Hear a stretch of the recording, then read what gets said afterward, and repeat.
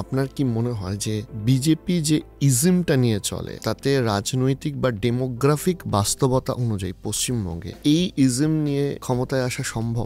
অবশ্যই সম্ভব। আর যদি আমি হোল ন্যাশনাল কনটেক্সট হিসাবে বিচার করি, কারণ আমাদের তো একটা এত বড় রাষ্ট্র, বিভিন্ন রাজ্যে বিভিন্ন রকমের ইজম, তো এই মুহূর্তে বঙ্গ বিজেপি কি থট প্রসেস নিয়ে এগোচ্ছে? দেখুন, বঙ্গ বিজেপি আমাদের, যেহেতু বঙ্গ বিজেপি তো আলাদা কোনো পার্ট নয়, অবভিয়াসলি আমাদের একটা সর্বভারতীয় দল, সর্বভারতীয় আইডিওলজি আছে, যে আইডিওলজি বিজেপি পঞ্চনিষ্ঠার উপর প্রতিষ্ঠিত। আপনি যেদিকে ডেমোগ্রাফি যে ইন্ডিকেশন করতে চাইছেন, এবং বিজেপির পঞ্চনিষ্ঠার মধ্যে একটি নিষ্ঠা হচ্ছে সর্বধর্ম সমভাব। এটাকে আমরা প্রকৃত সেকুলারিজম বলি। আমাদের এখানে সেকুলারিজম বলে আমাদের দেশে স্বাধীনতার পর থেকে এখন অনেকটা পরিবর্তন হয়েছে। এই ধরনের মানসিকতা চাপিয়ে দেওয়া হয়েছিল, শেখানো হয়েছিল যে রাষ্ট্রপতি ভবনে ইফতার পার্টি হতে পারে, সেটা সেকুলারিজম। কিন্তু যদি দীপাবলির পার্টি হয়, সেটা সেকুলারিজম না। কেউ নিজের ধর্মকে বলতেই পারে, হ্যাঁ, কেউ অন্য ধর্মে বিশ্বাস করতে পারে, সে বলতে পারে আমি ইসলাম ধর্মাবলম্বী, that is his right or her right. সেই রকম কেউ হিন্দু ধর্মাবলম্বী, হিন্দু শব্দটা বললে কেমন যেন একটা আষ্টে গন্ধ, মানে